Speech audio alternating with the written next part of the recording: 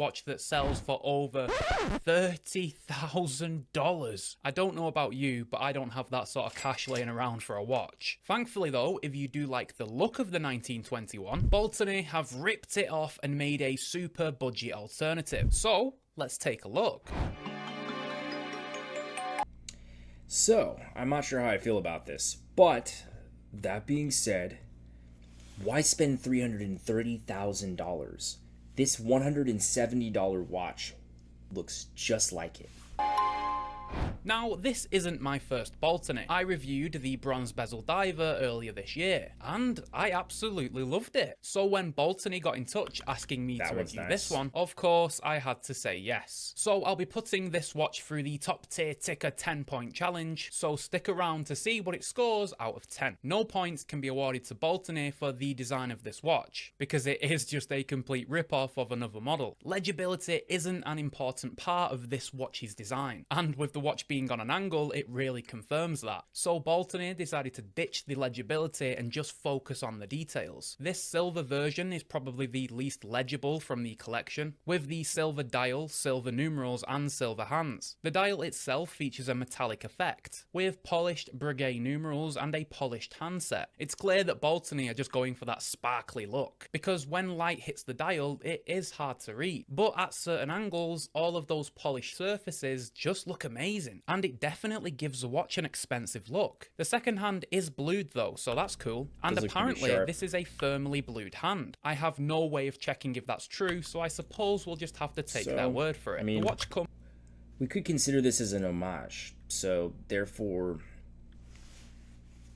maybe it's good to get, maybe not. Maybe it's kind of like when you get a model car and you really want the real car, but right now all you can get is the model car. It's not bad on you per se, but you know, you just get it now and later on you get the real car. So maybe this is the way to go. Construction, and a slightly domed sapphire crystal with anti-reflective treatment. And I have to say, the crystal is incredibly clear. It's actually quite impressive how clear this crystal really is. The crown is not screwed down, and it is not signed. And this watch is a pain in the arse to wind, mainly because of how close the crown sits to the lugs. But I suspect that this is also an issue on the 30 grand Vashon, so I won't bash Balony too much for this one. But the crown is big and grippy enough so that you can wind it. It's just annoying when the lugs are in the way. The case back is laser etched with the spec sheet and is screwed on, so we do only see 50 meters of water resistance, which is absolutely fine for a dress watch like this. Now the movement is where most of you will probably be put off this watch. Now this does feature an automatic movement. It's the Seagull ST1701, which beats at 21,600 vibrations per hour and has a power reserve of 40 hours. This movement does not feature hacking seconds, and it is quite noisy when it's on the wrist. I'm guessing they used this Seagull movement because it's the most affordable small seconds module. I don't hate it, it's just alright. It would be nice to have hacking seconds and a bit of a quieter movement though. Where this watch stands out for me is in the details department. The dial has been executed very well. The colours and finishing works really well together. They've carried over the polishing from the hands and indices to the case of the watch, because the entire case of the watch is high polished, and the polishing has been done to a very good level. I'm not usually a big fan of fully polished cases, but it works so well on this watch because of the dial. The lugs feature rivets where the spring bars sit inside of them, and I really like this touch too. It makes the watch feel even more vintage. Now this watch features absolutely zero lume, and you probably wouldn't expect a dress watch like this to feature lume anyway.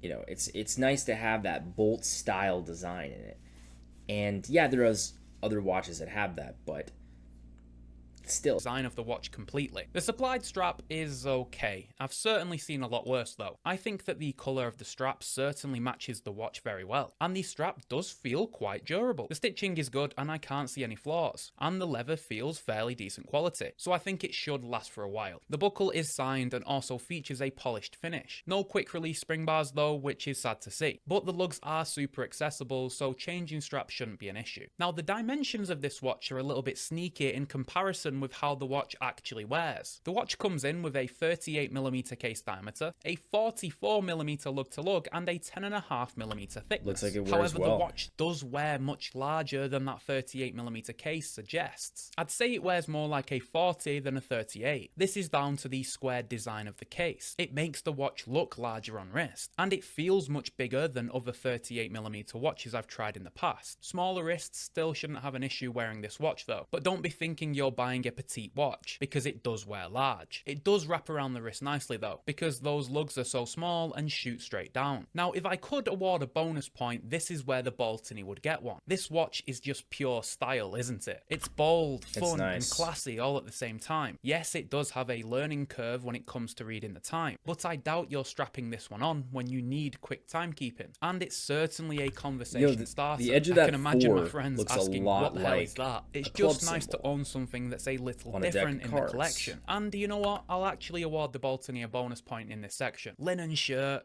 sleeves rolled up, pair of chinos. Yeah, this watch is cool. So let's discuss the most important part, value for money. This watch comes in at around $170, and I don't think that's a terrible price for the spec sheet on offer, but you are paying for the great dial and the style of this watch more than anything. You can actually buy a different version of this watch that comes without the small seconds, and that version comes with a Miyota 9000 series movement, which is only around an extra $100, and personally I think that one's actually better value. But you do lose the small seconds, which is a huge part of this watch's design. Yeah, I do think you can do a lot worse for your money than buying this watch, but I do think Balony themselves offer some better value pieces. But it's the coolness of this watch that you're buying. It's a statement piece, a head turner. There is always a place in a collection for something like this. It's not going to be a daily wear. It's something that you're going to throw on a couple of times a month when you're going out for dinner. So in terms of that, they've nailed it. So in the 10-point challenge, this watch scored 7.5 out of 10. It's always going to be hard for a wacky dress watch like this to score high in the 10-point challenge, hence why I did give it a bonus point for style. You'll find links to buy all the different versions of this watch down in the description. If you don't already have a bit of a statement piece in your collection, then I think that this one is definitely worth a lot of fun. And you know, the way I look at it's like this, yeah, don't be fooled. It may not have the originality of its pricey counterpart, but its polished surfaces and bold design give an elegant vibe that's hard to resist. And just as a heads up, while it looks fabulous, the legibility might leave something to be desired. However, I like this watch a lot, and I think he gave it a good score. And yeah, take a look at our channel. Again, my name's Daniel with Chrono Sapien, and the watch video review we just took a look at was with Top Tier Ticker. Thanks again, and have a good night.